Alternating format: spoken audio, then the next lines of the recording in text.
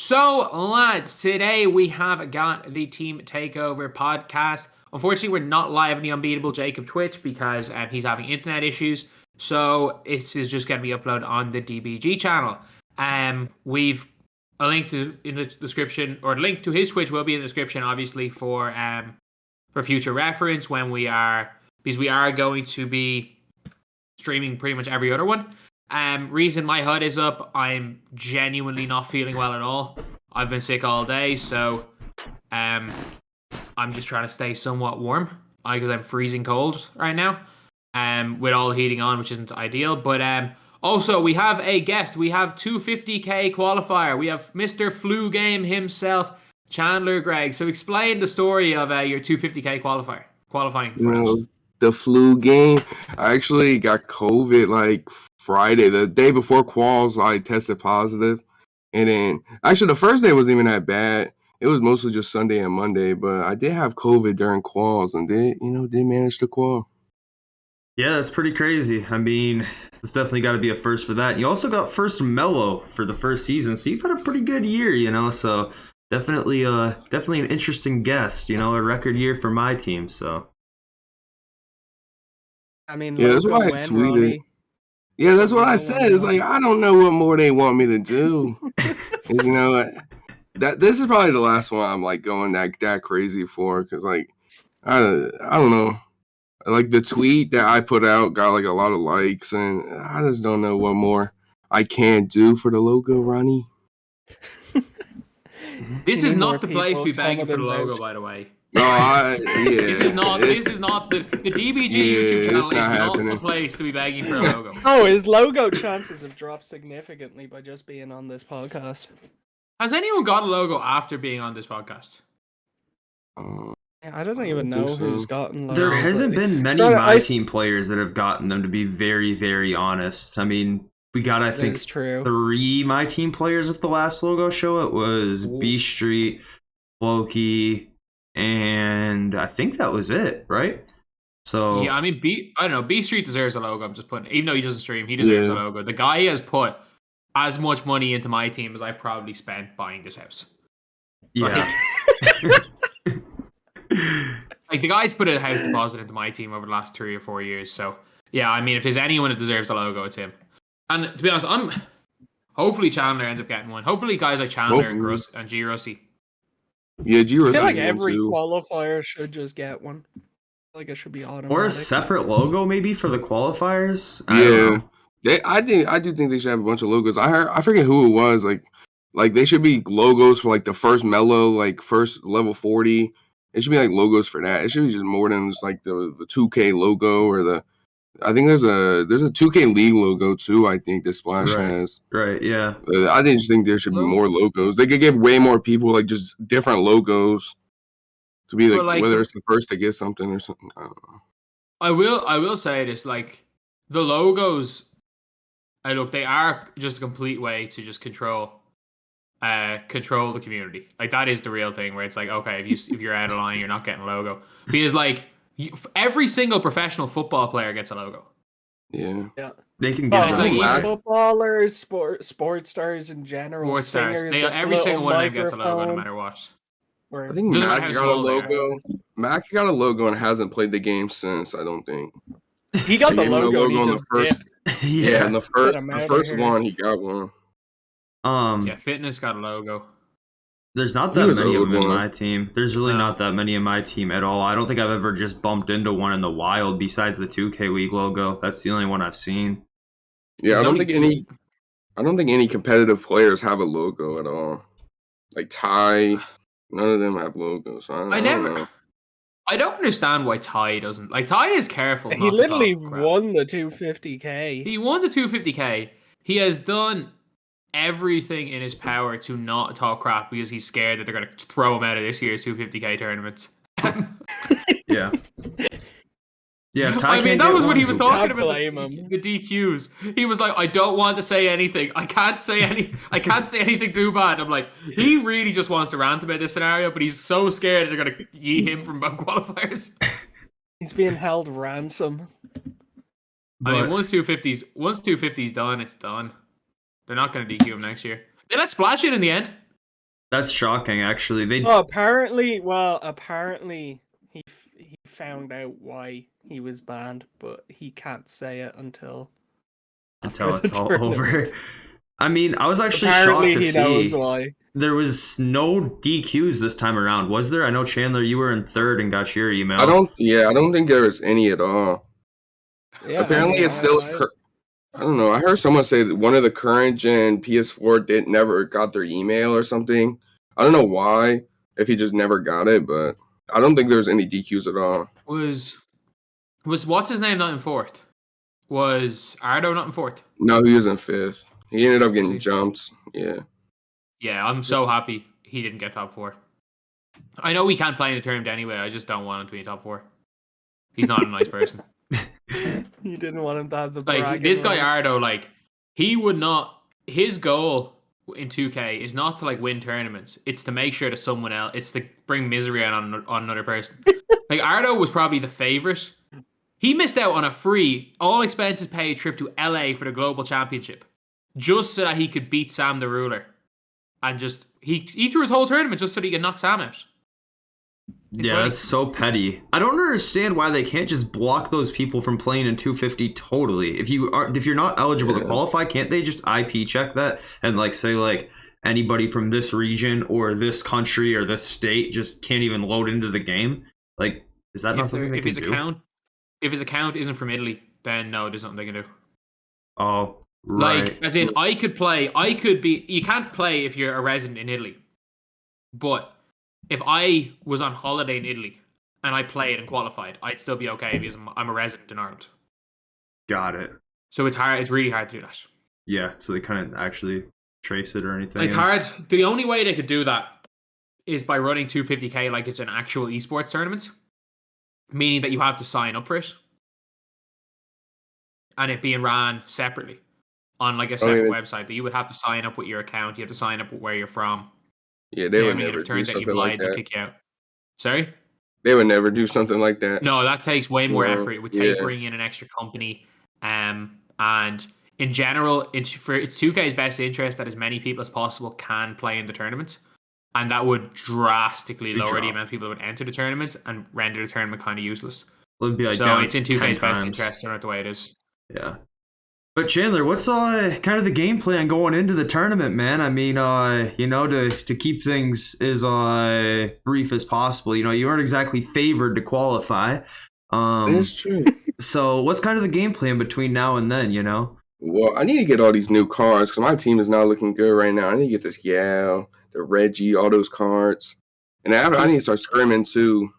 I need to get good at this game because honestly, I've been it's trying only to get the 16 people that matchup can with call. Chandler, but yeah, he's ducking. It will happen. It will happen. But I need to start scrimming because, I mean, I'm not a top 16 player in the game, like not at all. But the way the game's played, everyone knows that anyone got a chance to win at any certain game. So as long as I scrim enough, best of ones on rookie, anything's possible. Hey, you're gonna be the guy from last year. Who was the guy last year with the no money spent team in 250? Honest. He didn't have a no money spent team. He just made idiotic purchasing decisions. His team Whatever cost you want to say. Yeah, well, was his team, and then there was the Ties and Splashes teams where every card's got about 20 added half badges. Yeah, honest. You know what I'm saying? Yeah. I don't think Chandler's going to be out here loading up hundreds of thousands of EC. Yeah, definitely not. Like, one thing I never understand, because everyone's like, oh my god, dude ran with an no money spent squad. He had Rick Barry. And I'm like, that's his own fault for picking the scrub Galaxy Opal. Like, he ran Blake Griffin. Malone was available. He chose Rick Barry. He ran Blake Griffin, so that was one card that was like, still, because Opal AD was like worlds better. But yeah, I guess the way that game was played, half showtime on your center, it's all you really needed if that's what you were running, I guess. Are we going to be seeing a lot of triangle cuts from you now in the tournament, Chandler? Is that going to be the game plan? I think so. Splash did call me the Carlo of PlayStation, so I gotta take some notes for Carlo. Run the triangle cuts, the fake passes. I'm telling you, Carlo has it's insane how much he has the triangle cuts and like fake passing out of the triangle. It's insane how much he has it down. He has Carlo has a. I'm not even like. I know this sounds like a joke, but Carlo actually has a chance. Like Carlo in a best of Carlo one. Chandler final just injected into my veins. Like, hypothetical situation. Carlo plays a scrub in first round. There's always at least one scrub in the competition. Carlo plays a scrub in the first round. Ty plays an absolute sweat. They match up in the second round. Ty is like amped up for the game, and then he gets hit with a bunch of back cuts from Carlo, and it's too much for him to come back. I mean, that can be the most frustrating like thing to play against, because like sometimes you can get like be in the lane, but sometimes your players will just get stuck and you just can't stop it. Yeah. It's surprising that Splash and Ty both made it to the finals last year. I don't think people realize how rare that is, considering, I mean, yes, they're both the consensus best on each console last year, especially. And that's never happened before. Yeah, it's not going to happen again because there's just so much random stuff that can go into a best of one period. Like, a best of one doesn't really always bring out the better player. I mean, we've all played 2K. We know that Elgo can kill you. You know, there's delay on this tournament. Like, it's actually pretty stunning that the consensus best two players actually met in the finals last year. And I wouldn't be surprised one bit this year if there's a more of a wild card type of finals where people were like, wow, that just happened. Do we remember how stacked the PlayStation side was in 2K20? And how ass the Xbox side was? Yeah, I mean, they've definitely changed the narrative since then, because like back then it was everybody was saying how bad Xbox was compared to PlayStation back then. Yeah. And then Ty went out. P5 is looking hellish this year again. That top 10 was wild in the last quals. Why did Jin go back? I mean, fair, Jin has had Splash's number, but I'm like, why did Jin go back? He already qualified on current, I think. Yeah, he did. Yeah, but I mean, he went back to PlayStation. Oh. Hard to say. Xbox isn't no joke anymore, that's for sure. Who's on Xbox? Obviously, who is on Xbox this year? Him's qualified just now. Trying to think who else. I know a lot of League players play Xbox. I know Ron qualified, but I don't think he's able to qualify because of the state he lives in. Who else is on there? There's Swaggy P Deuce on there. I know he's really good. Did he qualify in the end? I'm pretty sure he did. Yeah, Swaggy's good. I'll still never forget the time that I nearly beat Swaggy on his host in 2K21. Stick God DBG. Was that in a tournament or what? Yeah, he beat me by like 6 points. Did end up playing him. He beat me by like 6 points. He had the best squad in the game, and I had a absolute scrub squad on Draymond Green, running Draymond the point guard. Diamond Draymond. Running Draymond primary ball handler. Yeah. But season 4 started off pretty well. I think DBG's even been praising it quite a bit on Twitter. You know, how do you guys all feel about all the new cards and stuff that dropped? There's definitely a lot of good cards that dropped over the past couple days. I already got quite a few of them. Once again, the best ones are locked behind RNG, but we won't talk about that. 2K. It's 2K20. It's 2K in a nutshell. Let's just make it luck based. My account and Splash's account have to be rigged. I'm sorry, it's always the two of us. It's always us two. It really logged on to Jacob's account. He's already got Kazi. He's already got Mo Lucas. He's just missing Reggie now. So yeah, I haven't played enough to get the others. So I should get Mo Lucas. I got to the top board on the very first one. So did Splash. Splash. Oh, yeah, I'm not gonna get. I got him on level 36 Ascension with 2 picks left, so I cut it close for sure. But he's so good. He is so good. I got Yao too this weekend, and I will play Mo Lucas over Yao until somebody teaches me how to use that card, because I am not good with Yao. But Mo Lucas, I feel like anybody can be good with, because we all know that this is the year of the fake stop. And Mo Lucas will get you a fake stop with those 13 Hoff defensive badges. Hit up Giants fan for some Yao tips to get you right. You can't learn to mash. You know how to mash. Yeah. It's one of the things you can't learn. You either know how to mash or you don't. You're born with it. The one thing that I've noticed over the couple games I've used him, I really haven't been on the game since I got him because that grind was ridiculous, was with Yao, I'm not sure, but it seems like you don't want to pump fake really. You just kind of want to go straight up, because with every other card when you mash, it's like pump fake, pump fake, pump fake, and go up. But with Yao, that just gives him more chances to get stripped. If you just go straight up, like 80% of the time, he just puts the ball in the hoop. I gave it to him, but he still just doesn't matter. He still just gets ripped quite a bit. If you have Mo Lucas or Cliff Robinson, he's getting ripped. That is how you stop Yao. I've been saying this since day one. You don't stop Yao with Yao. Because you can paint mash Yao. You can spam pump fakes on Yao and eventually you'll score. You stop Yao with a Mo Lucas or a Cliff Robinson and spam square. Off ball stripper is one of the most underrated badges. Mo Lucas doesn't even come with it, but I know that pops up every single time that I've ever got a rip in the paint. Every single time. Yeah, it's mad. So, speaking of 250k, do you reckon Beezus stays in? I think he will. I think that they decided to chill on the DQs. I don't see anybody else getting DQ'd rest of the way. I think that they might be scared of the bad press if they just keep DQing people. I don't know. Because I was stunned to see everybody got their email, considering that last qualifiers, like less than 50% of the top fours on each console got their emails. So I think that maybe they decided, like, all right, let's just chill unless we see something so egregious, like, let's just kind of like let everybody get in so we don't see too many more like people on Twitter going off. There were so many 150 point wins in that last hour. Yeah. People going up 500 points. I'm like, yeah, someone's... I can't remember who it was. Someone on the PS5 went from like 10th to 1st. I'm like, yeah, there's no way they stay in, and everyone got in. Well, we expected Chandler to get jumped because the PlayStation 4 side was so close towards the end. You were only like, what, like 50 points up on like people that were in like 18th, right? Yeah, I know Wall was 18th, and I think I was only 200 ahead of him, and he got 70% glitch for over an hour. The guy that ended up qualifying 4th wasn't even in top 10 when my game finished, and he jumped from like, I want to say like 11th or 12th all the way to 4th. Yeah, that one was close enough. Through.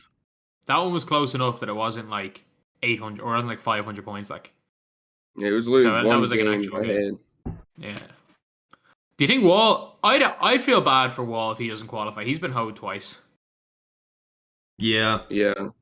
He should have qualified. I think it was the first one and this most recent one. Yeah. But he got stalled and then 70%. I think it was like an hour and a half. He was 70% glitch and still 18th. And he would have easily qualified. Same with like Anger. He's really good.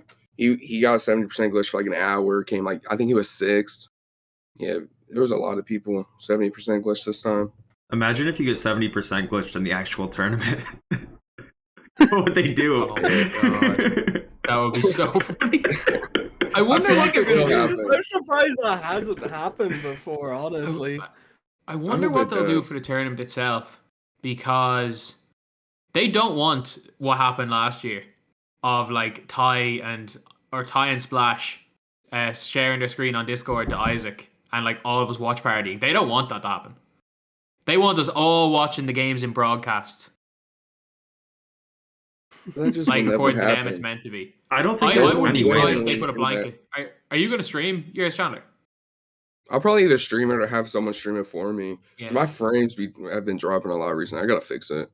But yeah, like you should even just stream it. Even just stream it off your console or not, or even just stream it even off console. Just to I'll find a way to get it up. Yeah, like that's the thing. I think everyone should at least do that. Like it's funny, like you would think in general for 2K's perspective, it's best off if everyone streams it and then they have like they do what we did basically last year. Yeah. Where we're in and out of all of them. The games are at the proper camera angle. We can see what the players are thinking, what's going on. But no, they have the freaking games on broadcast. They have to change that, right? Like you would think like it's got to be relatively simple for them to change that, no? We've been saying that for 4 years. That's what I mean. Like, you'd think that they'd finally get the point. Like, they have a whole year to fix it. I understand things can't happen overnight, but you can't tell me last year they didn't say, well, maybe next year we should try and get this fixed. We have a whole year to fix it. Yeah. The one thing they don't realize is that the only reason people care about the 250k tournaments are because of the players specifically and the people in the community that are like pushing the thing. Pushing 100%. The tournaments. So like if these watch parties that 2K I know for a fact they're trying to get rid of. They're not going to shut them down, but they're doing whatever. They're jumping through as many loops or hoops as they can, so to make it as difficult as possible for that to happen again, where we just completely outview them. But like they don't realize that even if we are outviewing them, the more viewers we're getting, the more viewers they're getting. Yeah, it's the same end purpose and goal. Yeah. It's more eyes on the game regardless of who they're watching. I guess if anything, they probably just don't want people watching you and us because they can't control what we say if something goes wrong, Yeah. Like if something drastic happens, like we will not be like, oh, it's okay. We'll actually say what the heck, but they don't want. I am open to bribes. If they don't want me to stream a watch party, I'm very open to bribes. What they gotta do is just not make it broadcast. Like it would just be so much better to watch. It won't. It was hilarious. It would be still better to watch a watch party than broadcast is terrible. Do you remember the moonwalks last year? Yeah, it was. We were watching on broadcast, watching people moonwalk instead of speed glitch, and then someone would post hook on Raw. Like it was, I don't know. Every speed glitch, the players would just slide. We're just like, what the hell is this? I forgot that even happened. Oh, it was such a mess. Oh, some of the things were funny though, like Jomar's possession to bring it into overtime, where his player just slid the whole way across the court into a player screen wide open three, and was just like, this was so impressive. It looked so bad. Yeah, I need to go back and watch the VODs of that and just. I don't think anyone had. I deleted the VOD. That was one of my worst decisions. I deleted the VOD. I know IJ Josh said he had his up. He might be the only one, honestly. Like there probably is some other smaller streamer or something out there who also streamed it, but yeah, like I'll do the same thing again this year. Do it on Twitch and upload the whole thing to YouTube. Yeah. Who do you reckon? Do you reckon it'll be Tie and Splash again on either gen? I don't think it will. I don't think it'll be a double wild card. They're so slim. I think it's going to be a wild card. I really do. I think that I just think it's a wild card. I just think the chances are so slim. Even if they are the best players in a best of one tournament, the best players aren't always going to win. That's just how 2K is. It's simple as that. The skill gap isn't big enough to expect that to happen again. Someone's going to get flustered when they get mashed 30 possessions in a row and they can't get a stop. Do you think, imagine if one of Giants fan or 11 make it to the final and there's like 10,000 people. Will. There's 10,000 people watching someone pop up fake through the whole game. They probably will. It doesn't even matter if you're getting mashed. Even if you get like a red contest, it still goes in. Like you're not getting a stop on someone who's actually good at that.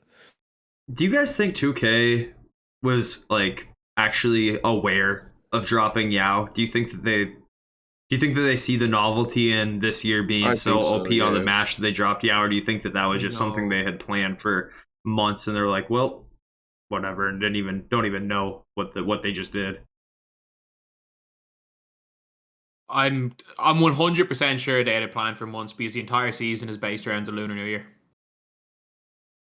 That is every graphic is based around the Lunar New Year, which means there was a 100% chance of Yao Ming being the reward. Even with the tiger and everything in the park, right? Yeah. Yeah, it's like it's the year of the tiger. Every logo is based on Lunar New Year. So I think it's an accident, but they're also it could have been Jeremy Lin, Asung Jin. Who else is there? Probably be soon enough. Hassan Jin is also Korean, isn't he? Yeah. I don't know, but all I know is that I think it makes so much sense now that you mention it. Do Koreans celebrate Lunar New Year? Couldn't tell you. Yeah, I'm completely out of the loop on that one. Could have been Yijian Leon, or however you say his name. Yijian Leon? Yeah. I don't really know how to say it.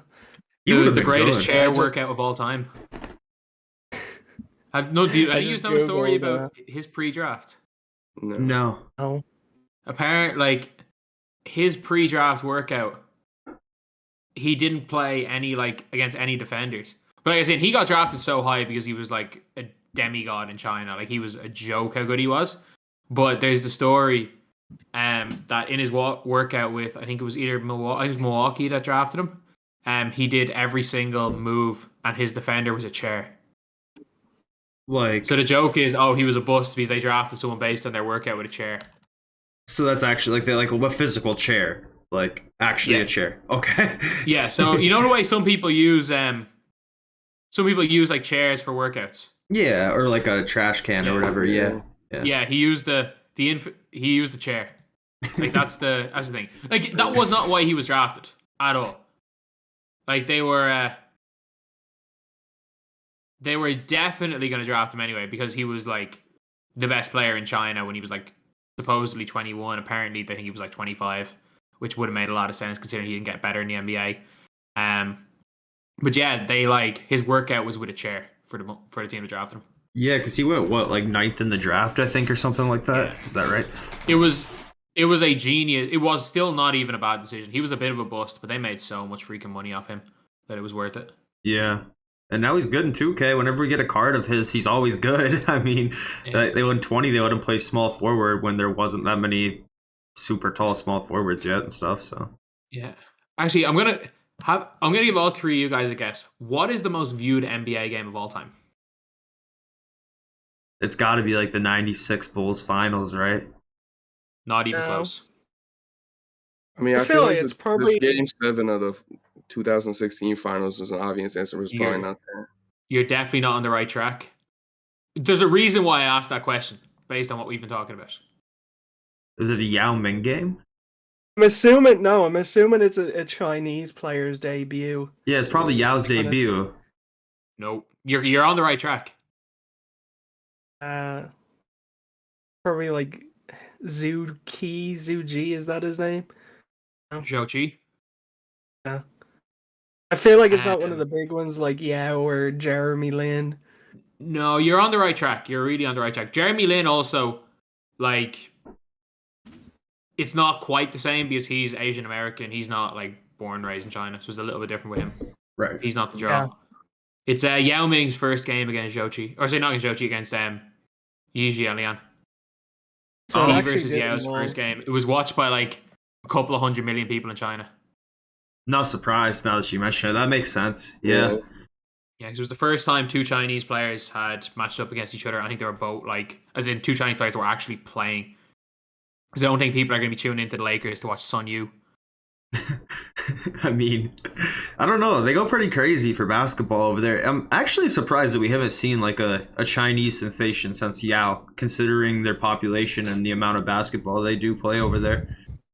Natural athleticism is kind of rough. I assume the standard of coaching is pretty bad over there. Yeah, I believe that too. Because you would just assume with that many numbers, the overall numbers, even if the overall athleticism is lower, like you gotta have that one diamond in the rough type of player. But I don't know. You say that about India, but Santam Singh is the only Indian player, as far as I'm aware, to ever play any NBA minutes. Is India? Do they even play much basketball? More population. No, but they have a bigger population than China. Yeah, because I do know in China they do love basketball. You know, you've seen those videos of Derrick Rose going over there and stuff, and you know, you'd think that the world's melting the way some of those fans react over there. Yeah. China's a little bit like the Philippines. The average height of people there is very small. That's the reason why, in terms of like basketball fanatics and people caring about their basketball, the Philippines has the most basketball fanatics of anywhere in the world. And I think anyone who's ever been to the Philippines to play any basketball, whether it's playing in the PBA or whether it's NBA players, if they're ever going to the Philippines, they will all agree the Philippines is where the fans are the craziest. Like the whole country is, like, you think people are obsessed with basketball in America? No, it's another level in the Philippines. It's just players aren't that big. Like this Kai Soto, who's not, he just doesn't have it. You need to have that if factor, he just doesn't have it. The guy's a skilled 7-footer. He doesn't have the aggression to be an NBA player. Kobe Paras was looking like he was going to be good. Went to Creighton, I think. Didn't do much and ended up becoming a model. And then they haven't really had much else other than them. Yeah, it's actually surprising to think about, especially considering with like how many Euro prospects there have been that have came in the league recently. You know, I think that's probably at an all-time high, right? It's got to be. It's got to be up there. I think so. Yeah, it's up there. Standard of coaching. So the standard of coaching is better in Europe than it is in terms of developing players to be successful in a team concept and not developing individual players. Because in terms of developing individual skills, it's America, and there's not even a debate for a number two. In terms of actually developing players' skills, athleticism, and turning them into like just physical players, the standard of coaching is 100 times better in the States. Whereas the standard of coaching in Europe in terms of like team basketball is streets ahead of where it is in America right now. Right. Yeah, because they're definitely more focused on like winning than they are like player development by the sounds of things, right? Yeah, but it's like it's just different ways of looking at the sport. Like in America, a lot of the time high school coaches are judged based on how many players they can get to the next level. Because college is so expensive. And for a lot of people, basketball is kind of the only way they're going to get to college. It's really, really important that you make your player, that as a player, you're good enough so that you get scouted. That's more important than anything else. Yeah. To make it to the next level. Whereas if you're in Europe, you could join your local team at 12 years old, and your local team could be Real Madrid. And your goal from the time you're 12 years old is to be a good team player. And then suddenly by the time you're 16, you might get called up to like the under 18s. And if you're still a really good team player, they might call you up to the club's B team. And then eventually maybe you can break into the EuroLeague team. So it's kind of a different way of looking at things. Whereas in Europe, coaches look at how you can, from the time you're 12 years old, they want to mold you into a player that will fit into that exact team's senior team. Whereas in America, they want to mold you into a player so that a college will want you. Go there, yeah, because even at the AAU level, like the coaches are always like, our AAU programs had 19 Division I scholarship athletes over the past decade or whatever. Like they use it as like a selling point even at the AAU level. You know, they don't really judge coaches too much here for like the regional high school based on that, but at a national level, 110%. I mean, here in Michigan, anyways, like there's definitely some pretty infamous coaches or well-known and well-respected coaches who haven't turned out a bunch of, you know, D1 top dogs, but they win a lot of state championships, and that's why they're known as a coach. But at an AAU level and a national level, absolutely.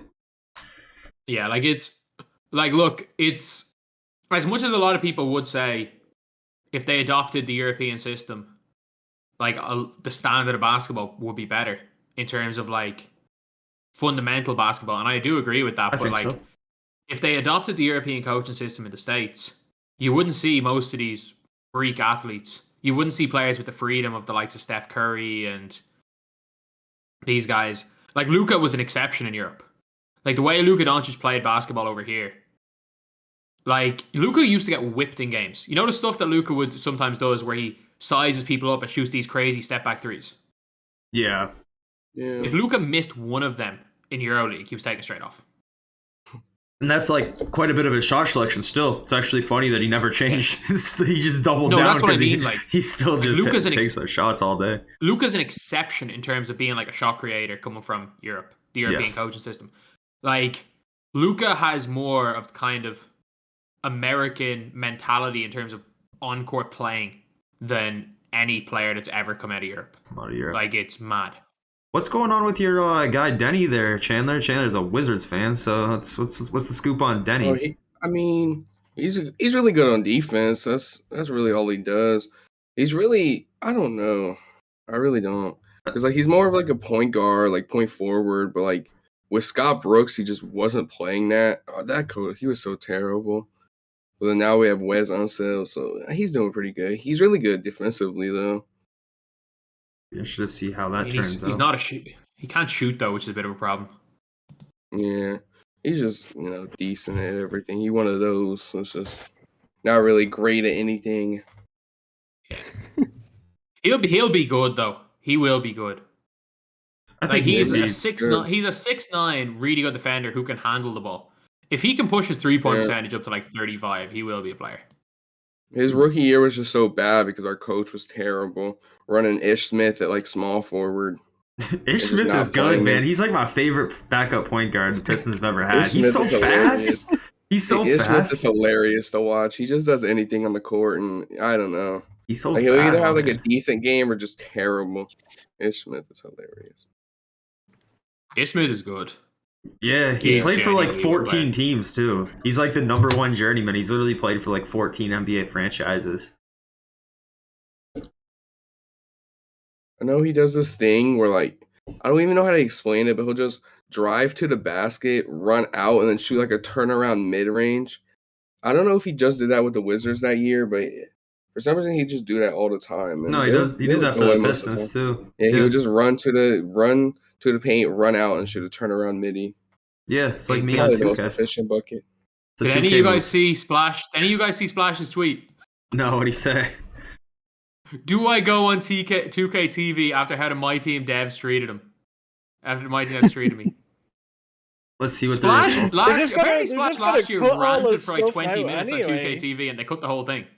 Yeah, that's what I'm saying. Like, not one word he says is going to be there.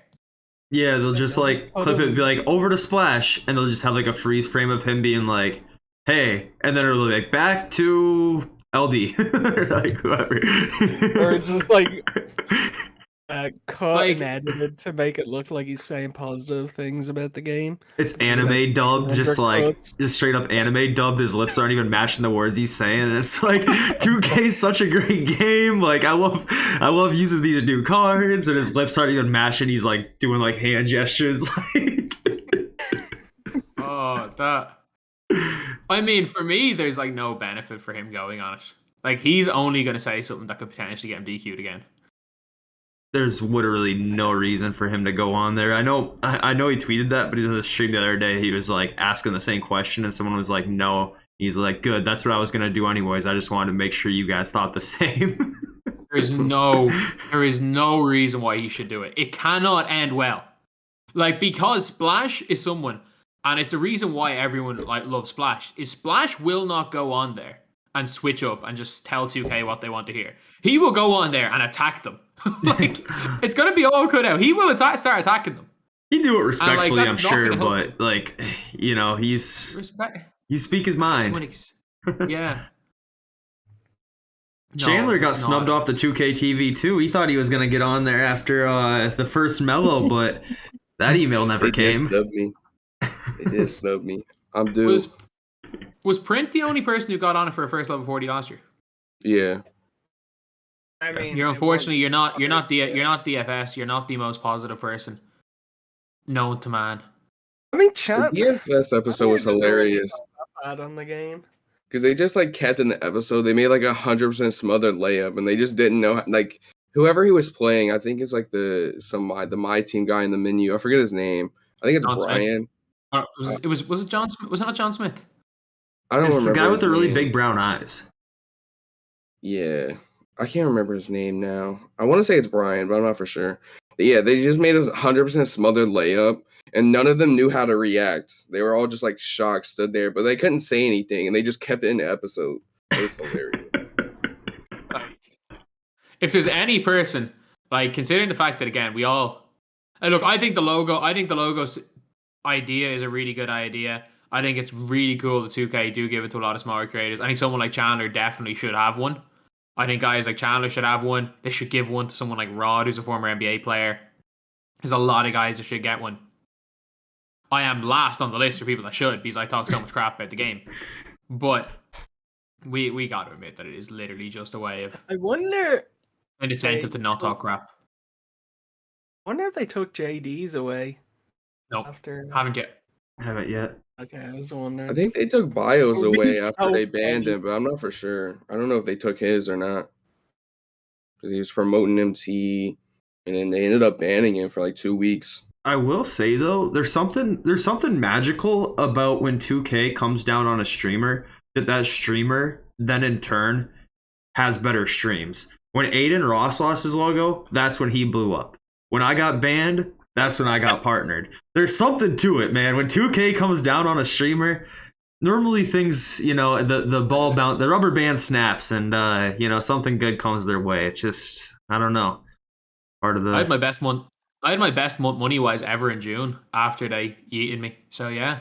Yeah, exactly. Yeah, once 2K decides they want to punish a streamer or a creator, that's their time to shine. For whatever reason, that's the way it works. Quick, Chandler, do something to get banned, and you're guaranteed to win 200k. It's a weird one. Guys like Aiden actually strongly disliked people at 2K. I don't. I was like, when I got that email, I fully was just like, yeah, fair enough.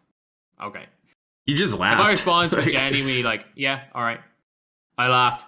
Again, I'm not gonna reveal what was said in the email, but Jacob, you guys know how they ended the email, don't you? Yeah. I remember what happened. I laughed. The rest of you will find out in 40 years when DBG drops his memoir. Yeah, it'll come.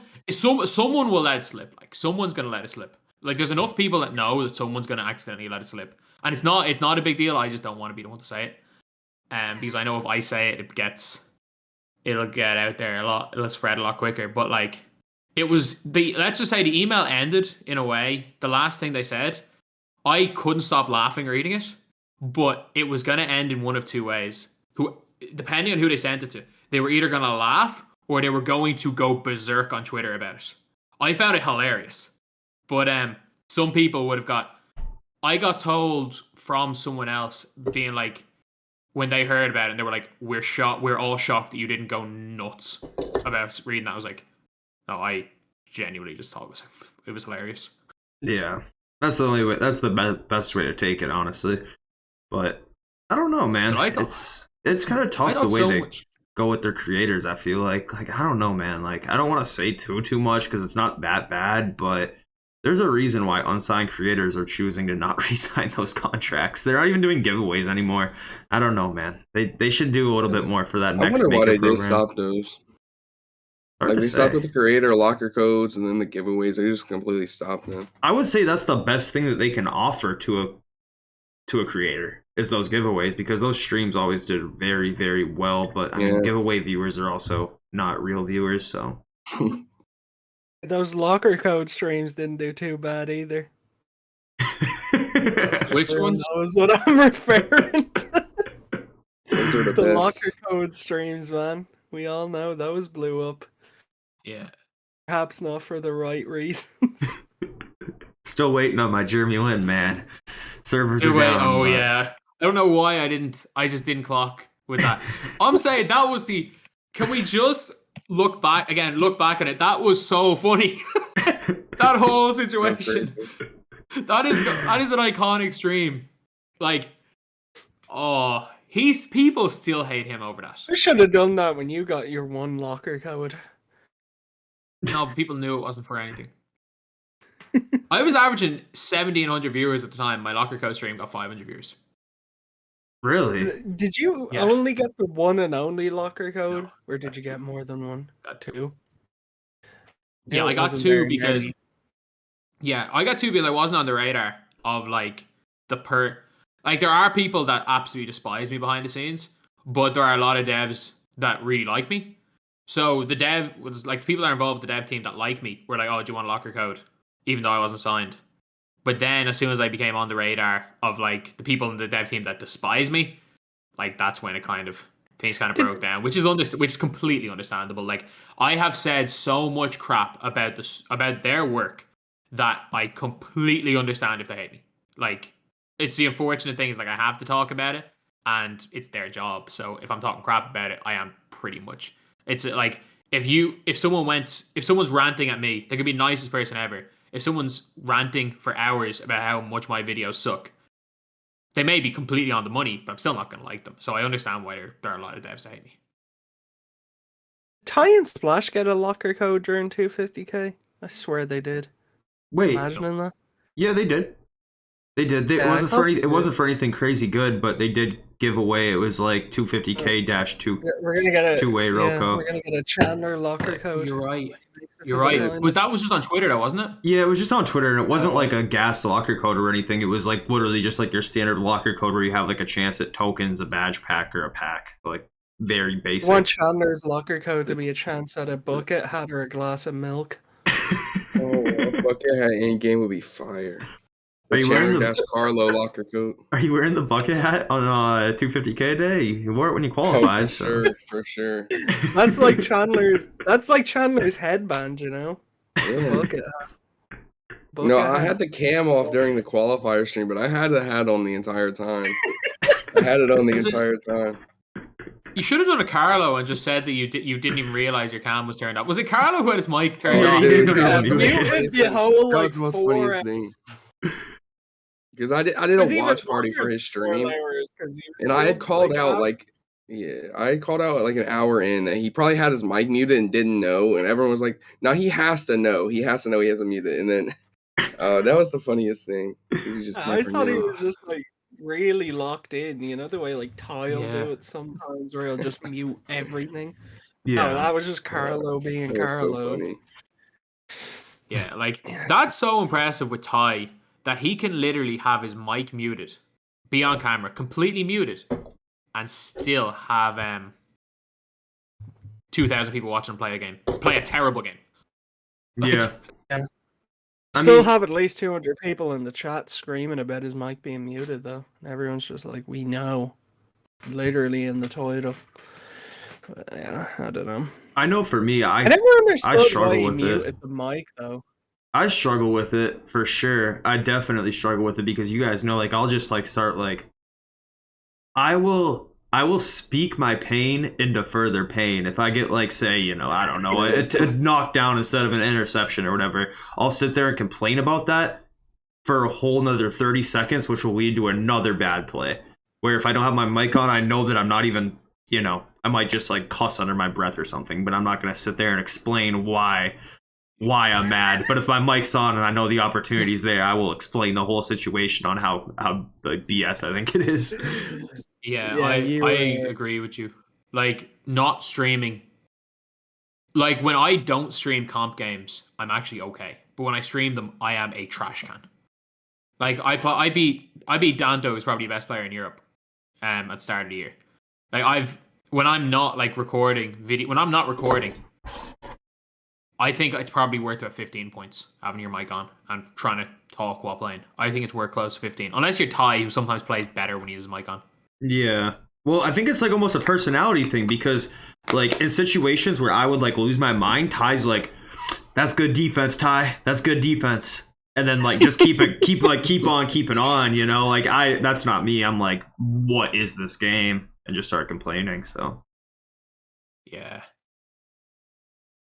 Like Ty obviously this year is definitely coming out with the white global championship hoodie and the headband. That's Superstitions, you know, he's gonna go for his workout. Gonna go for his workout in the morning, then have the same smoothie. What's your superstition gonna be, Chandler? Oh, I don't know. I think I'm just gonna stick with the bucket hat. He's gonna have to get the Rona again. You're gonna have to recontract it. I mean, I just got to. It's only right. I think it's only right. It's only he's right. gonna have the exact same settings as when he qualified, so he's gonna have a flu game in him. Yeah, the flu game and the bucket hat. I think that's all I need. You're gonna have to go on Craigslist or something and be like, I know this is a weird ask. Who can give me COVID? Yeah. Oh, stop. No, just take a trip down to Florida for a couple of days. You'll catch it in no time. I'm going to... If I come back safe, I'm going to a Leeds match on Saturday. If I come back safe, I'm buying a lottery ticket. Full stadium, like. Yeah. It's actually crazy how they like have pretty much just decided that that's what they're gonna do, but that's a whole nother topic for another day. Yeah. I will say though, the whole lockdown situation has definitely made some streamers, man. It's definitely made some streamers. I would have never started streaming unless, you know, all this had happened. Chandler started right around then too. I mean, me and Chandler and Dale all pretty much had met through Airjack's chat, you know, so that was peak lockdown. Airjack's like a proud dad now. One is his partner, the other's train a 250k conductor. Qualifier. Yeah, he's a train conductor. 12-hour shifts as a train. He's a train conductor. Would you show he works like 12-hour shifts. Like he said I was talking to him a few days ago. It's like 12-hour shifts for like 5 days, like once a month he does it.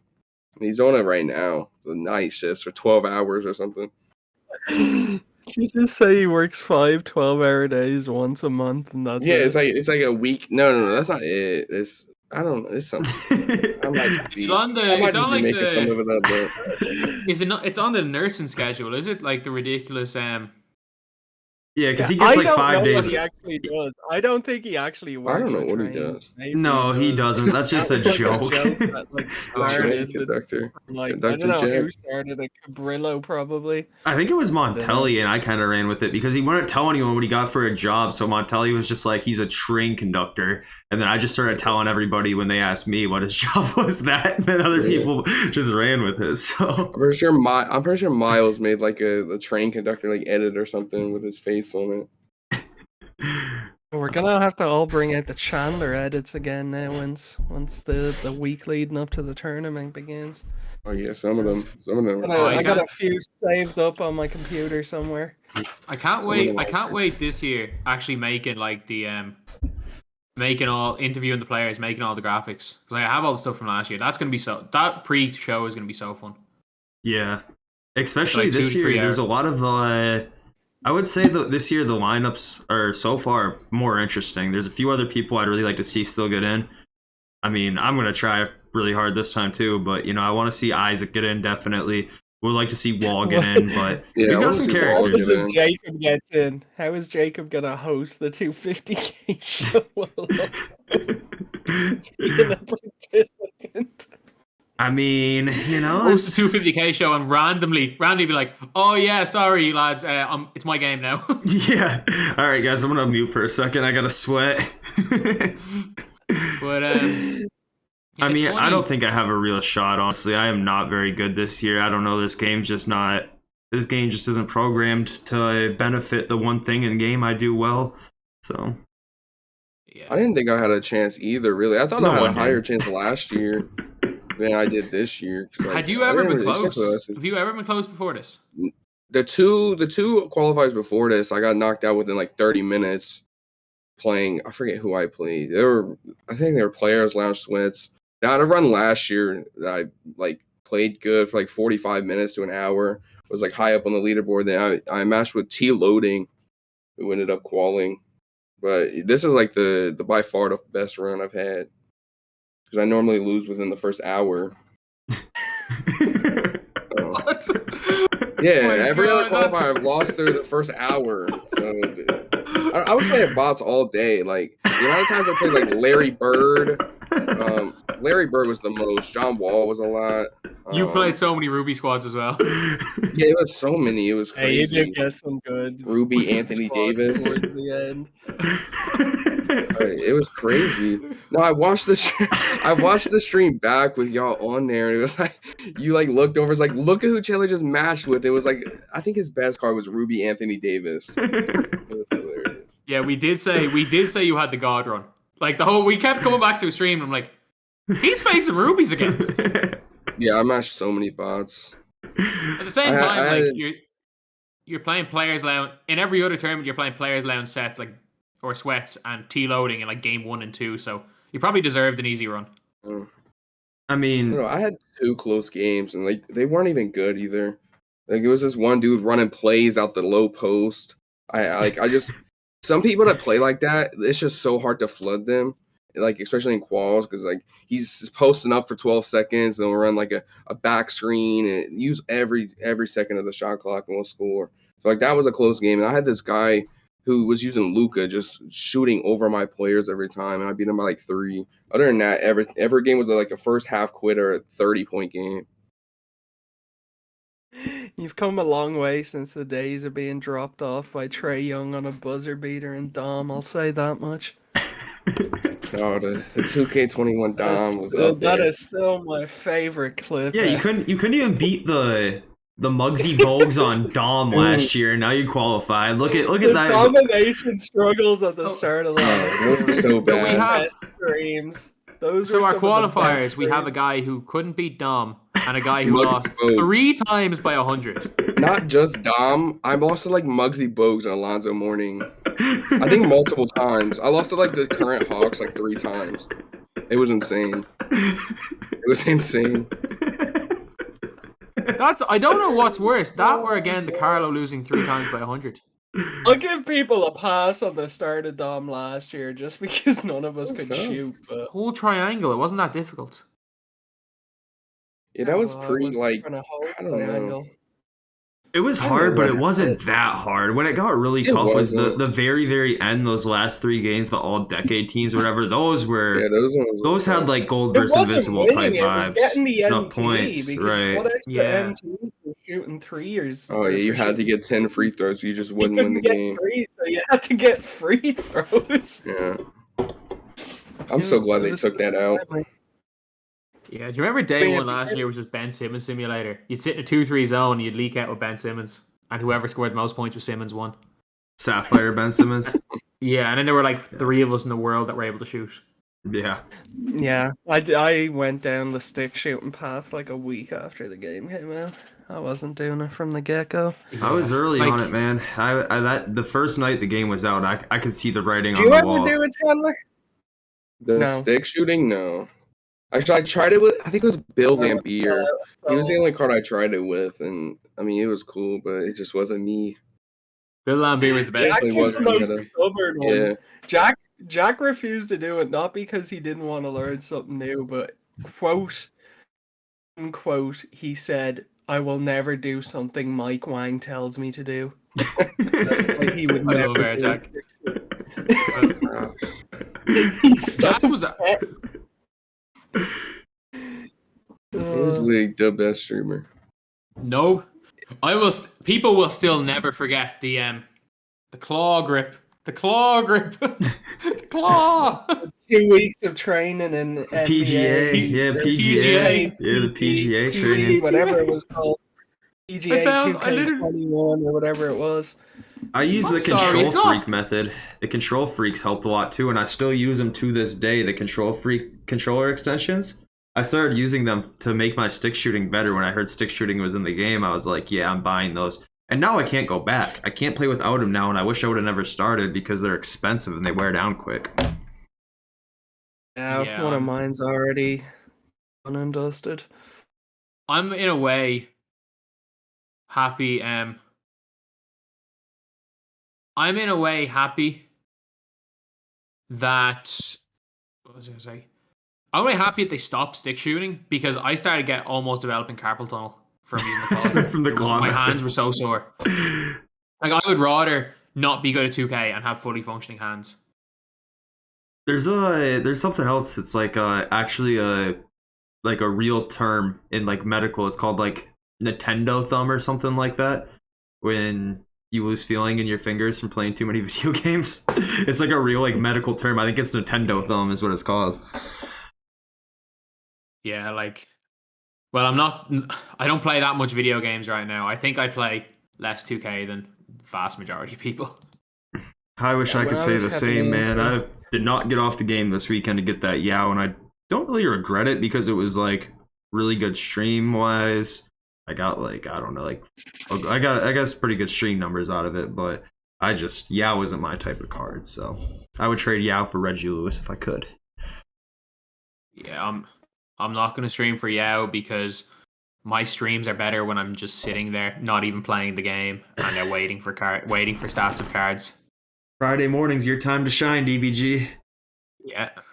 I'm gone back to the most inconsistent streamer. I'll stream on Fridays. That's it.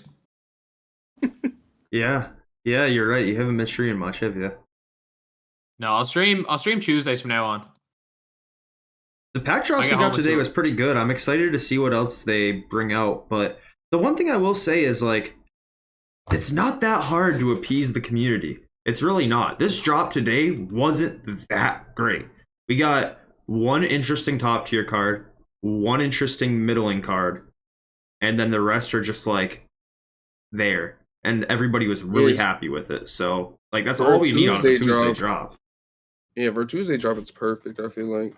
Yeah, we didn't get Drop that much these today, and everyone Yeah. lost their minds. It's not that hard. I mean, that's it. Birdman and You're acting Donovan like Mitchell, and then Birdman's not, 3 like- filler cards. You know, it's not that much that we got to make it that crazy. I want them to wrap up the 75th set. I want to see how they That's not happening finish anytime these soon. up. Yeah, they've it been won't, but like, dragging that out for so long. I think it was either always going to go one of two ways. They were either going to rush to get it finished and have it in like done, like before now, or they're just going to stall it until Dark Matters are out and make all of them Dark Matters. Yeah, and I screwed up so bad. I bought the 2010s and the 1960s cards thinking that they were going to do the opposite and try and rush them out. And now I'm sitting there with like 75th Curry, who I'm not using, that I spent 500k for, like 75th Mike In and Bill Russell, who I bought for 3 times the price they are now, who don't touch the lineup. So it's like, kind of shot myself in the foot there. But I guess I'll still plan on locking in the 60s and 2010s. Like, I got the cards. the 2010s is so expensive looking at it now. Like, it's going to have to be a Dark Matter to be worth it. It's 3 opals, Giannis, 2 and mil Kawhi. minimum. And then there's still an Anthony Davis to come out in there. And That's going to be Lillard. so expensive. Yeah. Man, look. You can almost assure that the AD is going to be an opal that goes for like 700, 800k as well. Yeah. You know, when they drop the new opal AD, he's going to be the best big. I mean, he's going to be like Mo Lucas, except probably a better shooter. So, you know, The he's going to Lillard be will probably expensive. be like a diamond or something, since we already have that pink diamond one. But yeah, the AD, he's always the best big. Yeah, AD is going to be an opal. Is it only AD and Dame? AD and Dame are the only 2 left for the 2010s, unless for whatever reason they snuck Melo in there, but I doubt it. Yeah. Do you reckon Melo? What do you guys think? Do you think Melo was better in the 2010s or the 2000s? I'd say 2000s personally. It might be a little bit biased, but I always felt like that Knicks run was like more hyped up than it should have been. I never really saw them as contenders in my eyes back then, just considering the other teams that were stacked at that time. Where I felt like with Denver, like, I don't know, he was more fun to watch at the very least back when he was a little bit more athletic and stuff. I don't know, I'd have to really go back and look at it. He was probably more efficient in New York, but I think he's got to be a 2000s card. I think it makes sense, especially since the level 41 was the Knicks card. I think they just give him like a 2000s Denver Nuggets diamond that's like practically a clone of the season 1 pink diamond with like -5 shot IQ or whatever, you know, just to knock his rating down to a diamond. Yeah, that's true. Do you know that Carmelo Anthony has never won a playoff series as the lower seed in his entire NBA career? As the lower seed? Yeah. I'm not surprised. So as in, like, he has never won. He made the playoffs every year. He made playoffs his first 11 years, and he never won a series as the lower seed. Yeah, I'm not surprised. For 11 years. With the Denver, I know the one year that Chauncey was on the team and they went pretty far. Like, they had a good regular season as well, so they were a high seed. And normally the Knicks were always like top 3 seed too, so I don't think he's really probably had. He only won one playoff series he's only won playoff series as far as I'm aware in 2 years in his career. I think he won the time he got to the conference finals and the Knicks where he beat the Celtics, who barely had a team in the first round, and they lost to the Pacers. They're the only playoff series he's won in his career. Yeah. Portland, obviously, nothing happened there either, right? Like, when he was there. Oh, did Portland win a playoff series when he was there? I think they did. Was he there for, like, the Dame time shot? Was he there for that? He might have been. No, I was going to say he might have won another playoff series. Quite a bit now. I get the years mixed up a lot now, honestly. No, they lost to Denver in 2021. They lost to the Lakers in the first round of 2020 because they got in the play-in game. Remember, they went on the mad run, the bubble. They weren't even close. Right. They lost in 5 to LA. Do you remember when OKC lost to Utah with Donovan Mitchell outplaying their whole team and they had PG, Melo, and Westbrook? That was like the pandemic P. That was the start of it, wasn't it? Like, that's when he shot that brick off the side of the backboard. I don't know. Do you guys put any asterisks next to the bubble? In hindsight, I almost feel like I do. I don't know. No. No. It was the same thing for everybody. It's the same thing for everybody, but I mean, come on, like Jacob, TJ do Warren we need was to go going through for this 60. again? Do we need to go through this again? What, every Place an champion? asterisk beside every championship. You can place an asterisk beside every championship, but I think you can straight up X out the bubble.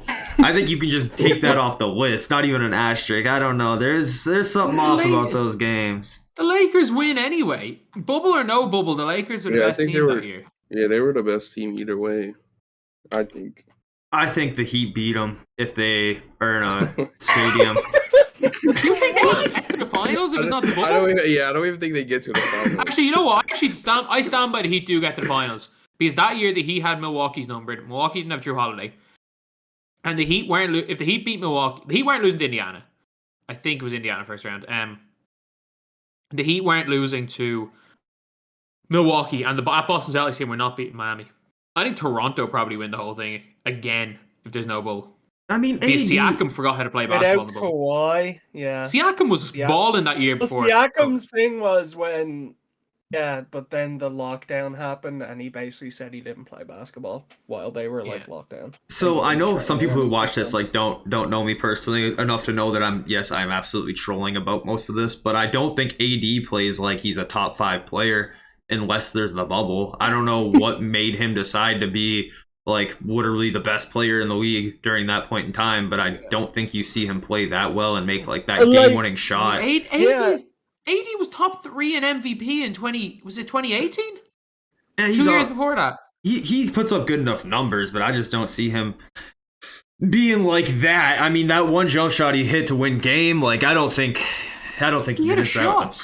The pressure on, like, you know, I don't know. AD just I'm not that high on AD. Having fans there is obviously going to have a bigger impact on certain performances, but I still think the Lakers win that year. TJ Warren's not getting 56 with a crowd full of stadium. I know he's not. Yeah.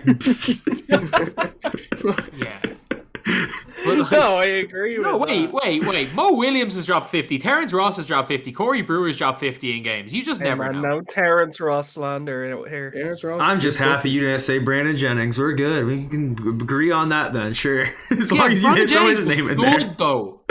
Brandon Jennings doesn't tear his ACL. He's at least a one-time All-Star. He was playing Mo Williams was as well. So well. He was playing so well for the Pistons for the 11 games. There was an 11-game period between the time that we waived and bought out Josh Smith.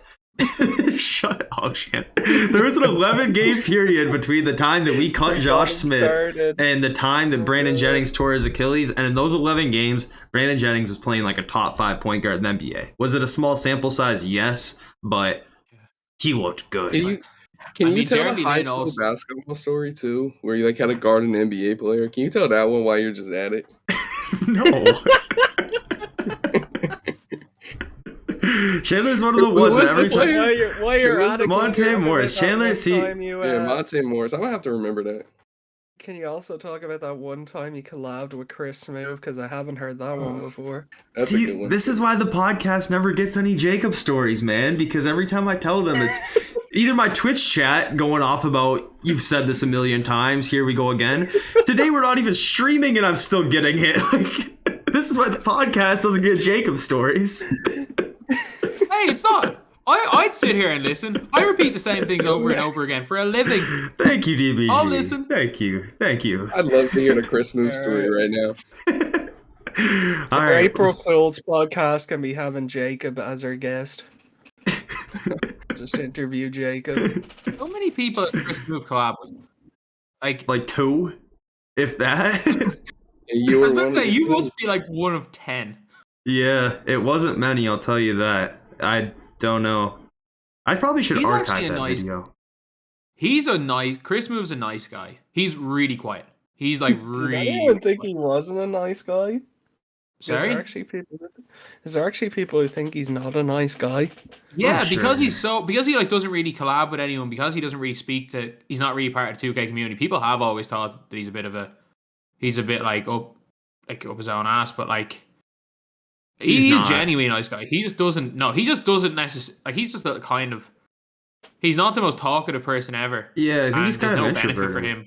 I think he's kind of like there's no benefit for him like talking to everybody. Yeah, I mean, like, he is genuinely a nice guy. I played Call of Duty with him a few times back then. Granted, it's 10 years ago, but I remember always thinking, like, wow, he's as nice as he seemed on videos and everything, you know? And, like, when we played off, like, the people didn't even stream back then. So, you know, we'd just play in Call of Duty together and, you know, he'd have his team and stuff. And every time I go in his Twitch chat now, he remembers me and everything. And, you know, that's pretty cool. You know, he's like 6'3", 6'4". He's huge. Yeah, I believe it. I've seen, like, you know, videos of him and stuff. You can kind of get that image of him.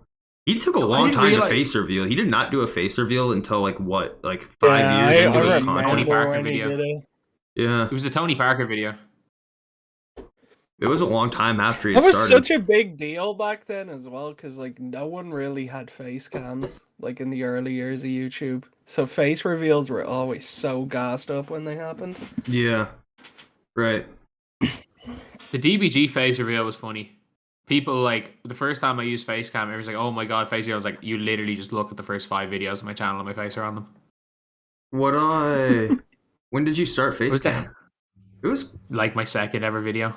Do you remember the Henry face reveal? Everybody knew what he looked like. Yeah, on his channel, yeah. But it's like profile like, picture was him, right? Like at that point in time. He had so many pictures of him up on his Instagram and his profile. Everyone knew what he looked like, and he's just like face reveal. I was like, oh my god. You gotta think though, there's probably quite a few people who do watch his videos who, you know, there's people that watch your videos, I'm sure too, that probably don't follow you on Twitter. You know, they interact with anything outside of just your YouTube content. So yeah, that probably actually gets a majority, honestly, of your viewers. Yeah. Yeah, it is. I don't know. I feel like that's how everyone like starts into MyTEAM though, is off YouTube. Like when I started playing MyTEAM at like 19 or 20, it was off YouTube, and then from there like Twitch and then Twitter. Yeah. Like YouTube was where I went to get all the info first. Yeah. I feel like it's just instinct. Once you get the game, you like go on YouTube and you're like, okay, I suck at this. Like, let me type in MyTEAM videos and figure out like what cards to buy or whatever you want to know. Yeah. Imagine logging in. Imagine clicking on a video, and being like, "Oh, what cards are good?" and seeing like a top 10 list. Being like, "Oh man, he's so chick. He is chicken man. He's chicken man. You know what? He's an elite masher. He is an absolutely elite masher." Watching this, being like, "What is going on?" Yeah, well now, like, it's because obviously the way people look at cards now is a lot different with stuff like 2KDB and stuff, but I started in 20 when there was really none of that. There was stat reading because there was like 2K MT Central and MTDB, but no one was really looking at animations and all this other stuff. Absolutely changed the game. I'd say 2KDB had the biggest impact. Yeah. Yeah, so I love and don't love 2K. I'm gonna say 95% of the time you can judge a card by 2KDB, but there's the 5% of the time where cards just play way better. Like I agree, and I also think though that if you play enough of the game and have played for long enough, you can see that too prior, even without even looking at the DB. Like, you know, I get a Mo Lucas card. Like, I used Mo Lucas Pink Diamond last year. I know that he just moves crisp in game. Like, if you play long enough, you understand the Kawhi defensive stance and the Jordan steal animations, the Wade chase down block animations. Like, that stuff doesn't show up in the DB, but like if you play for long enough, you get an idea of it. And of course, every year we get a new card that just like it you know, redefines that. But yeah, this year, I think Reggie Lewis is this year's Terry. I want him so bad. I just don't feel like grinding anymore. Yeah, I'm on like 20 something wins. I'll get him when I'll play to Siakam. I played a one whole game at clutch time on the account, so there's that. What'd you think, Dale? Got you one game closer. What'd you think? What do you mean? What did I think? You got a gassed team, so it was pretty easy. Did you like I think I 32-0'd the poor guy that I had to play. Didn't even score a bucket. Kazi's so nice. Yeah, I think I ran out there with Steph, Kazi, Kawhi, Hickman Anton. He's actually pretty chick with that jump shot. He's actually really good. And then I had Yao Ming, you know, just snagging every board and just being a menace in the paint. I can't do the Antoine. I can't do it. I had I had a kid or a guy. I don't know if it was a kid. I had a guy send me a DM yesterday. And it was a picture, and he was like, "My mom and my aunt." I didn't know my mom and my aunt met the Chicken Man himself. And it's a picture of like his mom and his auntie with Antoine Jameson. And I'm like, there are a whole group of kids that will not remember Antoine Jameson as the couple of time All-Star, the great player for the Wizards and Warriors. They will remember Antoine Jameson as Chicken Man Jameson. Which is imagine hilarious. meeting him like on the street and some kid calls him Chicken Man or something. I can guarantee stuff like that has happened. I can guarantee. Imagine you going for your dentist appointment and you see the name Terry Dishinger. You better believe at least one person has come up to him being like, "Oh my God, you're the best player ever." I mean, it's in his Wikipedia page. He's got to be self-aware, you know. He's got if it's in his Wikipedia page, you're like, come on, you got to be self-aware. There's loads of situations like Eddie Curry's kids apparently were a big fan of the DBG channel, and he was like, he DM'd me and was like, "Oh, my kids think I'm cool now," and I'm like, "You average." Obviously, I didn't say this to him, but I'm thinking to myself, I was like, "You average 20 points a game in the NBA." And it's taken you being good in 2K for your kids to think you're cool. You average 20 points a game in the NBA for a season. Like, what? You won a ring. They must have thought he couldn't shoot until they saw that base 38. Yeah. Base 38, quick stop, flick down. The flick down, quick stop, it was the best. That was the best invention ever in my team. They should bring it back 100%. I think that is the best way to quick stop. Like, I'm completely cool with that because it does make the game 100 times more fun. Yeah. Jacob just wants the gameplay to go back to 2K20. Bring back the tween, bring back the speed glitch, bring back the spin dunk.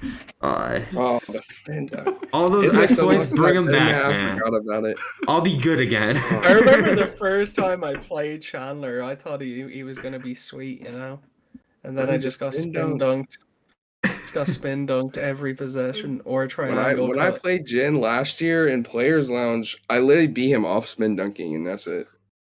Spin dunk him the 3-point. Well, I had never really played anyone who played like that at that point, so I didn't. That was my offense. I knew all the angles, to play against. all the angles, all the animations. I had it down. Centering post hooks is the move. Was the move last year. It's wild to me. This year there are zero exploits. There are zero exploits this year outside of mashing, and I don't even know if that's an exploit, really. It's like, I don't consider it an exploit because you could learn how to mash on accident. I know people that have mashed in 2K for years, but not because they want to, like, just because they flat out stink. Like, you know, like that's their one way they think they might be able to score. There is an exploit, but it only works against, if you're playing a bot, there's a way to get a wide open 3-point shot every single time. What's that, like a snatch bag or something on the CPU? No, or something? you run down the sideline, you set a screen going middle, and then you run a Harden or Trae Young behind the back. You know, like really slow, like it looks like the old pro. Yeah. You run that behind the back, and if the screens go middle, the player gets warped into the screen. And if the player has a range extender, they're wide open. That's what, like, if you're watching my stream, yesterday, Jake, that's all I did with Manu Ginobili. That one move. Yeah. Yeah. Like, if you're playing against a good player, it's not going to work. But if you're playing a bot, you're getting wide open every single possession. That's what I did to get Gary Payton. I would run the exact same thing every single time. I would attack him. What do you mean you boosted to get Gary Payton? Yeah, I boosted to get. I had someone else playing on my account. Just like I had some ghost players for DeMar DeRozan. Yeah, and Dame, you know. And Dame, yeah, I didn't actually. It's a complete lie. I have some ghost players, even though I recorded like the whole thing for Dame. I went 50-2. That's not your game. It's not your gameplay. You're just commentating over. Yeah, I'm just faking on my game. The fact that like it is comedy. Like these forum posts, like people think I've seen people writing and they're like, oh, it's like hurt. Oh, it's actually hitting a nerve if he's responding to it and like talking about it. Like I actually find some of it comedy. Like I do not care about this game as much as most people think. Like when I log off and stop recording, the last thing I will ever talk about is 2K. This is my job, nothing more. I will play when I'm getting paid to play. But it's like some people think first of all, some people take what I say way too seriously. Like clearly some of the stuff I'm saying is a joke. Yeah. I mean, it's just actually crazy how often that stuff actually happens because I didn't notice how often that those types of threads happen. Like the other day, I was scrolling down my Reddit timeline and was like, oh, look, a DBG hate post. Like, I was like, okay. Like, it didn't click in my head like how often that happens until like I actually started to like get to know you pretty well and stuff. But it was funny looking at them because all the like DBG hate posts, most of the time, they're because of things that I've never said, which is the best part. They misquote you a lot. We were talking about that yesterday. Yeah. The misquote that I've ever said I'm comp. Or in the last after they patched stick in 2k20, I have never said I'm comp. People say that all the time. They'd be like, I don't know why DBG thinks he's comp. Like, he literally says I'm not comp more than anyone. No, I don't think there's a person that has said the phrase "I am not comp" more than I have. Like I'd still like, and people again. The only reason I push the fact, I constantly want to push the narrative or to get rid of the narrative that people that have streamed the game, have social media accounts based on 2K, study the game and scrim are quote unquote casuals. Because that's just not the case. If you're beating someone who's a literal pro-am pro, you're not a casual player. You're probably in the top 1% of players to ever pick up my team. Like, it's not saying you're top 1% isn't saying much. Like, I can guarantee the four of us in this call right now are top 1% players. There's just so many like good people now compared to even like 2K20, like through the year. There's just so many more. Yeah, but like there's like I'd say 3 million people in the year over the course of the year pick up my team. Saying you're in the top 1% is saying you're in the top 30,000 people that play the game. Yeah. And I think all four of us can confidently say we're in the top 30,000 players in the world. A lot higher than that. I mean, definitely a lot higher than that. I'm not even good this year. I mean, realistically, the only people that pop me are the same people that match up with me in Limited constantly. You know, it's a SPMM and death this year. So yeah, like there's nobody, like Europe is a massive continent and there's nobody in Europe that will beat me by 25 points. Like, there's no one that will absolutely bot me in this entire continent. And I'm not particularly great at the game, but I mean, like, imagine in any other sport or in any other activity saying you can be competitive with literally every person in an entire continent and then having tens of thousands of people saying you suck. I'm like, it's just not true.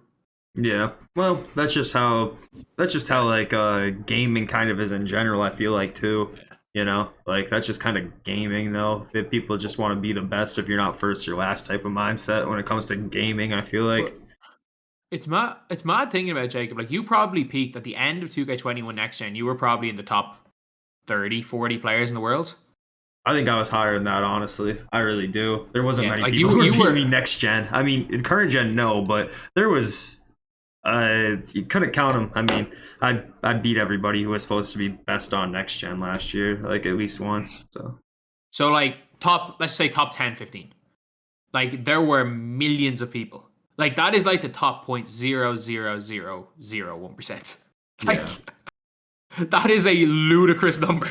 Yeah. And like that's what people like whenever I say things like I'm a top 1% player, it's not to like say that I'm anything absolutely unbelievable in the game because Ty will beat me by 30. It's just to state that like we're all nice at the game. Yeah. Like the gap between like the top 10 and top 50 is crazy. Yeah. Yeah. It's just a big gap. Like we're on a MyTEAM podcast.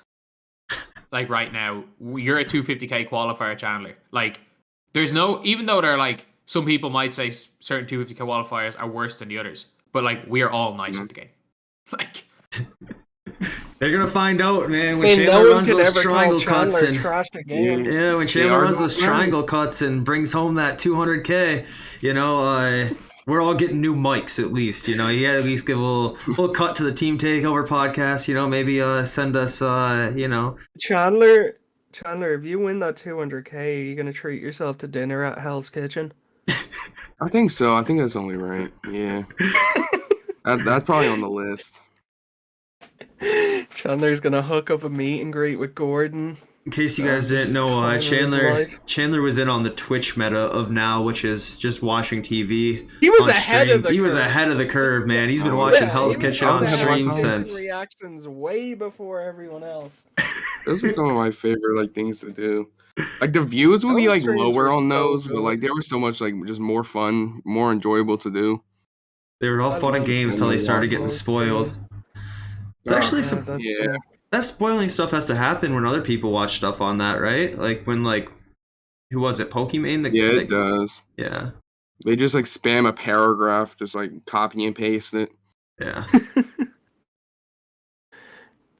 Gotta have mods out and ban words. Yeah, for 250k, you're gonna be at your best if everyone thinks you're a scrub. That's your best chance of winning. Yeah, you want to make sure that everyone in there is taking you Splash lightly. is doing him a favor in his streams, Splash is out here saying things like, I heard about Chandler and PL, it wasn't pretty, so everyone is gonna think he's ass. That's how Zeb Warrior nearly made it to the final last year. It worked to his advantage. Yeah. Defense to offense was in Chandler's stream the other day, and I didn't even know it was him because he has a different Twitch name, and he was saying wager me any amount. I was joking with him. I forget what he said, but then he was after a while, I said, "Who are you to tell me I'm going to be bad in quals?" And then he's like, "I played Ty in the semifinals last year." I was like, "What?" Out of nowhere just went, "Yeah, I played Ty in the semifinals, defense to offense." He kind of had me stunned. I'm not gonna lie. He should have beat Ty as well. Ty was so lucky that game. He definitely had me stunned. Yeah. Chandler's about to take that but wager. At the same time, let's not forget, Zeb Warrior post-hooked his way to a foot on the line 3-point shot off qualifying last year. He went to overtime with a foot on the line 3-point shot. And that was before Zeb got good at the game. Yeah. Wait, post-hooked. Is Chandler part of the comp NA group chat? Because if not, you're gonna have to get him in there. No, I'm not. I'm not in them anymore either. I got booted because I was done playing. I didn't play comp since October. I haven't signed up for a tournament. Nothing. I was in one, but I think there's new ones now. I don't know. Yeah, there was an original one, then there was a second one, and I don't even know what they're doing now because I haven't been in any of those in 2 months. I mean, I feel like Chandler, you get the invitation now. It's only right if you're denying 250k qualifiers. Who else you putting in? Just don't do a YBC and get bought by 40. We'll have to see what happens. His was the funniest. He released an ebook for running plays. And a week later, entered 250k, didn't run a single play, and lost it by 40 to a guy running plays. We're just this is not I always wondered how many people bought that. You would think it wouldn't be a lot, but I feel I don't know. It was terrible. And I've said this to him, and I was like, I bought it because I wanted to give him the benefit of the doubt. It was the worst thing I've ever seen. This is literally what he did. He went in the freestyle. He ran a play. And the way, just for example, it wasn't the Heat playbook, but this is what he did for every single play. We all know what's it? Quick horns forward flare. What's it called again? Quick horns forward flare. Yeah, then the quick 13 or whatever. Yeah. So punch 5 flare rip. Punch 5 flare rip. Yeah, that's the one. Or quick horns forward flare. Instead of explaining make reads, he was like, quick horns forward flare. In this play, you run off the screen for the power forward, and the power forward comes off a screen for a center for a wide open 3-point shot. That was all. It wasn't first option, you can come off the screen and take the dunk. If they cover the dunk, more than likely the shooter's going to be open. And if they cover both of them, you hop step, which because of 2k20, you start paint mashing, and then either the center who sets the second screen is going to dive and be wide open, or the corner's dropped and you kick to the corner. That was how you ran that play effectively. But it was literally just explaining what was happening on screen. He was on screen, it was just he comes off this screen, you then pass to him, you pass to him, you pass to him, not explaining anything about different options, how to run plays, when to run plays. It was literally just, I reckon it took him 45 minutes to make, if even. Yeah, I'm surprised that still even happens because I don't think, since YouTube, I remember way back in the day, it used to be a really popular thing to buy Madden ebooks to get the money plays. But then YouTube came out and people were like, no, we're not going to sell ebooks anymore. We're just going to make videos on these plays and get more views, which equals more money. So I'm pretty sure like in the Madden community, like the money play ebooks died out in like 2012. I could be totally off on that. I could be entirely off on that. But from the outside looking in, I'm pretty sure that's how that played out. And I'm shocked that in NBA games, it's even less relevant to run a play. So the only way you can really justify selling advice is if you're doing something like an RCA where you're going one-to-one advice, telling people how to run stuff. Yeah. What to run and when. RCA does it good. If you were bad at the game, if you're bad at the game and you want to go from bad to pretty decent, I'd say the best way to do it would be to like do the RCA Patreon thing 100%, because he plays a style that I think can actually be taught. You can't really teach somebody how to swing like Ty, or you can't teach somebody how to 3-hunt. Like you kind of just have to like do the reps, like straight up. You just have to like do the reps and play the game for long enough that it becomes muscle memory. And then even then you get capped off at a certain point of like how good you can do it based on like how well you can time your shots and how fast you can move your thumbs to swing your players on defense. How fast, how good your peripheral vision is. Yeah, right. Like Ty, people think that they can emulate Ty. You can't. Like if you're over the age of 14 or 15, you can't emulate him.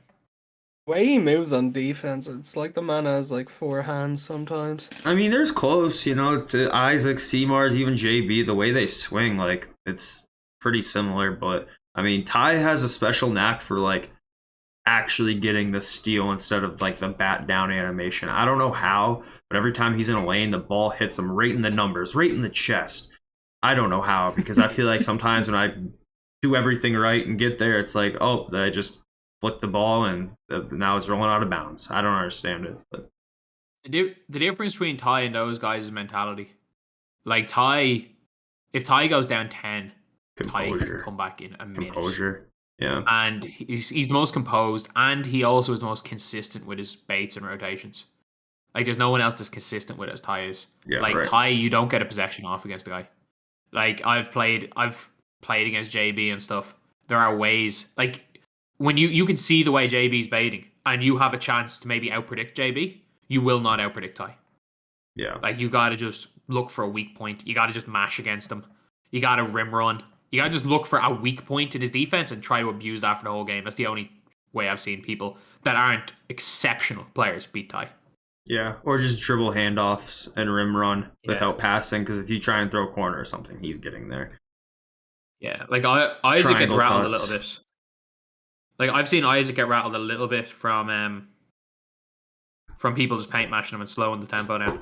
Whereas Ty, to an extent, gets rattled, but not that much. He'll just say, that's good defense, Ty, and keep pushing. That's what he'll do. I still can't believe I nearly beat Ty post-hooking last year. Hey, man, that was how you beat Ty. Slept on method, yeah. That was actually how to beat Ty last year, which is hilarious. Yeah, I'd say like how to run him close. Like I don't think Ewed is gonna go out to it. But I was about to say if he like really locked in, he would have beat me by about 10. Yeah. But is that a pretty good spot to call it, guys? I think how long has that been? 100 or 130. Hour and a half, yeah. Hour and a half. Okay. So anything else you want to mention, Chandler? Anything else you want to talk the about? Floor. Plug your Twitch, maybe? Winning 200k. That's all I gotta, that's all y'all need to know. Y'all gonna see me on the stage. Real quick. I say Carlo is the dream matchup. Carlo is the dream matchup in the final. If anyone, the dream matchup. Now, someone said we need to have a spelling bee on the stage too. I think that needs to be in the. You versus Carlo spelling bee for 200k. Just scrap it. Whoever wins spelling bee. Scratch the game. Oh my god, that would be. Do you think that would actually be gold? Do you think anyone in the community would lose a spelling bee to Carlo? I don't think so. Chandler has a shot. He cannot sound out words or spell. He's got a shot. Do you not remember the 2k DB situation with Carlo? Or sorry, not 2k DB, 2k gamer situation, when they like thought he was just a complete troll because of the way he typed, and then he lost the bet and had to post the selfie. Reveal. Yeah. He's come a long way. Carlo has come a long way. Carlo's so funny. Well, you heard it first. Chandler versus Carlo, 250k matchup. You know, we'll look back on this when it's right and laugh, because that's what's happening. I hope it is. That would be brilliant. Also, I don't know if y'all still do this, but the boxing match, I want to box Trelly. Yeah. Trelly is my matchup. Me and Trelly in the ring. Chandler's how would it go? How would it go? You know, I think right now he would slightly edge me, but it would be a pretty even matchup. I actually think it would end in a tie. Rare tie. Just going straight draw. And then we would go to the second matchup after the tie. I think I would win that one. Do you think you'd knock him out? Do you think it'd go to a decision? No, I think it would go to a decision. The first one tie and then the decision win. Do you think you'd both last the 5-6 rounds? No, but we'd find a way. We'd make it work. We'd make it happen. A mutual draw. Call it. Mutual. Don't throw in the towel. Yeah. Call it. Oh God. All right. Well, you heard it here first. All right. Trelly's watching.